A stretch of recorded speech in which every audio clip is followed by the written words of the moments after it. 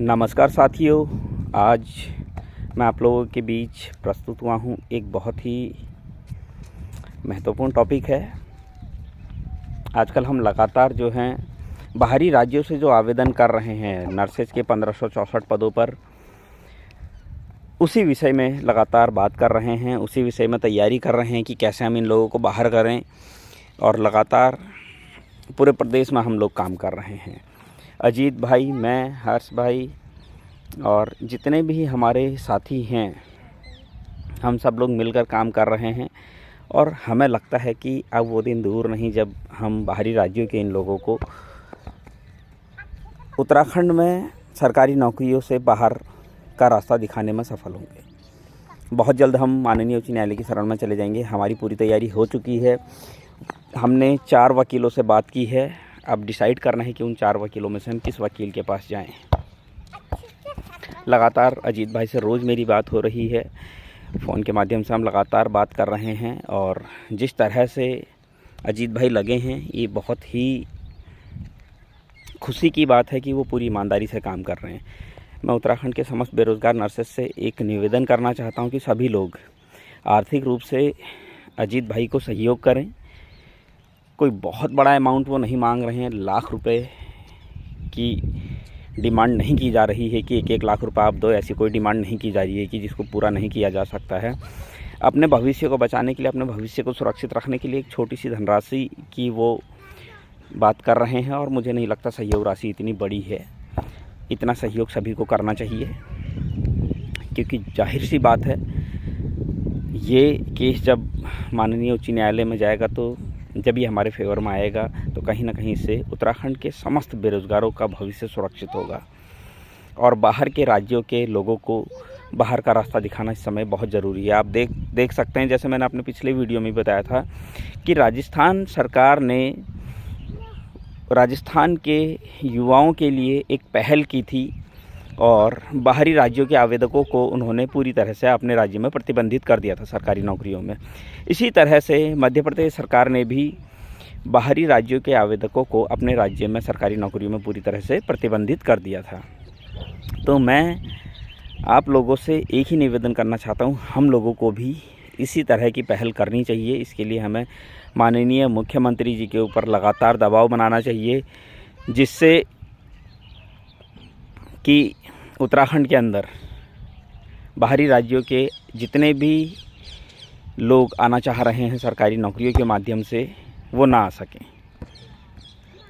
इसके लिए मैं आप सभी से एक निवेदन और करना चाहता हूँ। सभी लोग, उत्तराखंड क्रांति दल का नाम आप सभी लोगों ने सुना होगा, एक ऐसी पार्टी जिसने उत्तराखंड का गठन किया।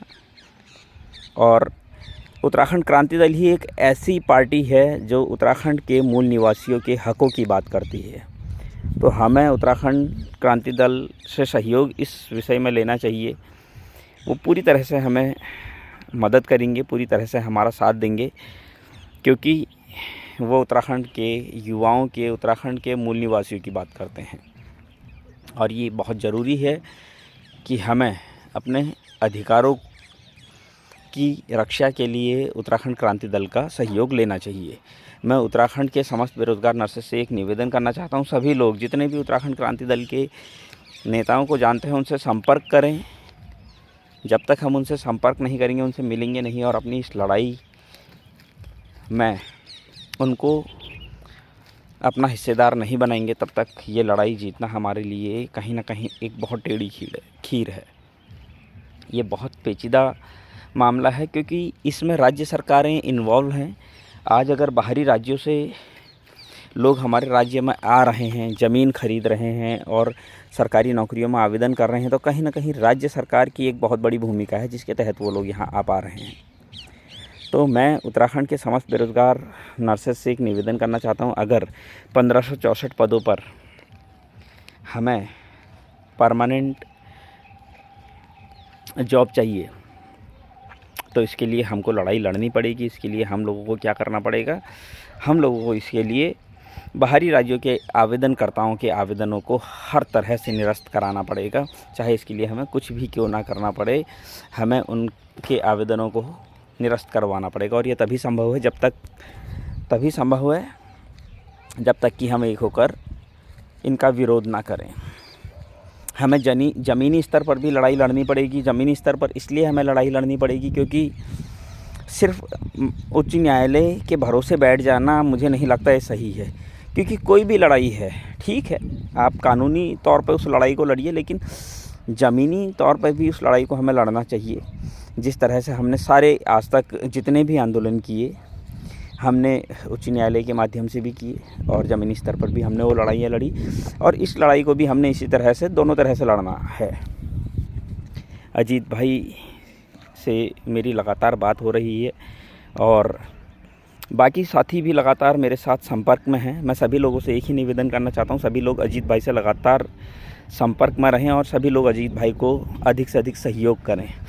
कोई बहुत बड़ी, अभी भी मैं एक ही चीज़ कह रहा हूँ, कोई बहुत बड़ी सहयोग राशि नहीं है, 500 रुपये मात्र सहयोग राशि, और इतना तो सहयोग करना चाहिए अपने भविष्य को बचाने के लिए। अगर 500 रुपये का सहयोग भी अगर आप नहीं कर सकते हैं तो फिर बहुत सोचिए कितना गंभीर विषय है आपके लिए या मेरे लिए कि हम इतना सेल्फिश हो गए हैं कि हमारी जेब से हमारे भविष्य को बचाने के लिए 500 रुपये भी नहीं निकल रहा है।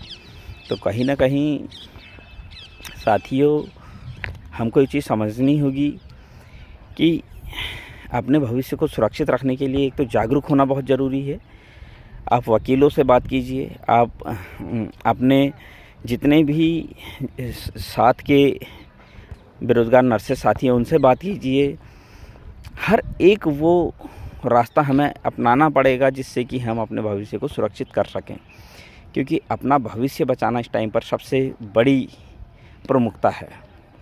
इस लड़ाई में हम लोगों को एक होकर लड़ना है, किसी के बहकावे में ना आए। अभी बहुत सारे लोग हमारा विरोध करने लगे हैं कि ये लोग गलत लड़ाई लड़ रहे हैं और हम लोग कोर्ट में चले गए हैं। अभी माननीय उच्च न्यायालय की शरण में कोई नहीं गया है।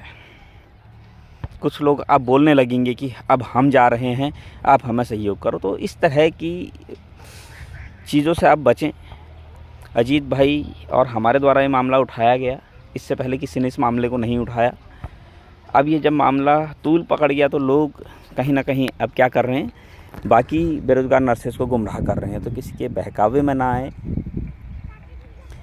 और सब लोग मिलकर इस लड़ाई को लड़ें। अजीत भाई से बात कीजिए। अजीत भाई का नंबर मैं सभी ग्रुप में डाल दूंगा, सभी लोग उनसे संपर्क कीजिए और जिसको भी जो भी पूछना है वो हर एक चीज़ की डिटेल आपको देंगे। कितनी फंडिंग हुई है, क्या क्या तैयारियां कर ली गई हैं, कैसे कैसे हम लोग काम कर रहे हैं।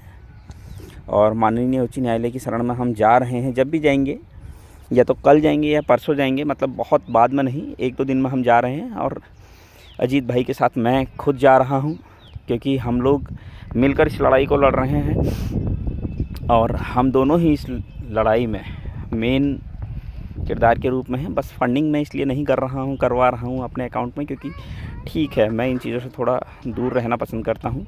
तो अजीत भाई के अकाउंट में आप लोग सब लोग फंडिंग करेंगे और वही सारा हिसाब किताब देखेंगे।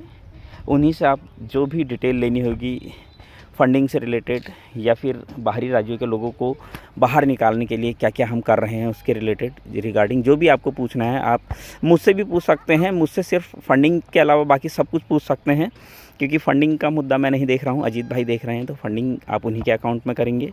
आप अजीत भाई से कांटेक्ट कर सकते हैं, अजीत भाई आपको सारी डिटेल दे देंगे। और अभी भी मैं आपको एक ही चीज़ बता रहा हूँ, अजीत गैरोला जी बहुत ईमानदारी से काम करते हैं। ये बात और है कि आंदोलन में वो मेरे साथ नहीं थे। कहीं ना कहीं कुछ ऐसी परिस्थितियाँ थी कि उनको देहरादून में आंदोलन चलाना पड़ा, और मुझे नहीं लगता कि ये कोई गलत है। ठीक है, अपने भविष्य को बचाने के लिए चाहे वो हल्द्वानी बैठे या देहरादून बैठे, बात तो एक ही है। लड़ाई हमारी एक ही थी वर्षवार की, और कहीं ना कहीं हमारी जीत हुई। और लगातार हम लोग संपर्क में रहे हैं, शुरू से ही संपर्क में हैं और शुरू से ही एक दूसरे को सपोर्ट किया है हम लोगों ने। और आगे भी हम लोग साथ में ही काम करेंगे इसी तरीके से, जिस तरीके से अभी कर रहे हैं, आगे भी हम इसी तरीके से काम करेंगे। मैं उत्तराखंड के समस्त बेरोजगार नर्सेस से सिर्फ और सिर्फ एक बात कहना चाहता हूँ, सभी लोग एक हो जाइए। आज अगर एक होकर हम लड़ाई नहीं लड़ेंगे तो हमारी ये जो वैकेंसी निकली है 1564 पदों पर, ये कहीं ना कहीं बाहरी राज्यों के लोगों के लिए एक बहुत गोल्डन चांस हो जाएगा हमारे राज्य में घुसने का, और हमारी बर्बादी का ये सबसे मेन कारण होगा। तो ऐसा ना हो, इसके लिए सब लोग तैयार रहिए।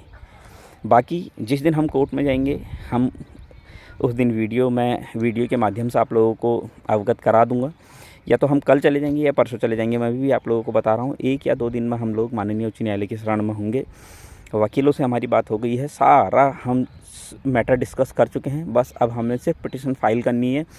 हमारी फ़ाइल भी तैयार हो चुकी है, लगभग पूरी फ़ाइल हमारी शायद आज तैयार हो जाएगी। और बस अब हमने केस डालना है। आप लोगों से एक ही निवेदन है, आप सभी लोग अधिक से अधिक संख्या में एक होकर अजीत गैरोला जी को सहयोग करें।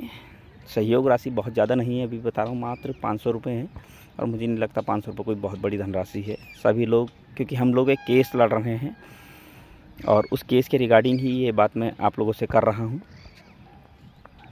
बाकी जैसे ही केस पड़ेगा, केस नंबर और जो भी डिटेल है सब आपको दे दी जाएगी। और बाकी आप लोग खुद समझदार हैं, कैसे हमने अपने भविष्य को बचाना है, इसके लिए आप खुद डिसीजन लीजिए। धन्यवाद।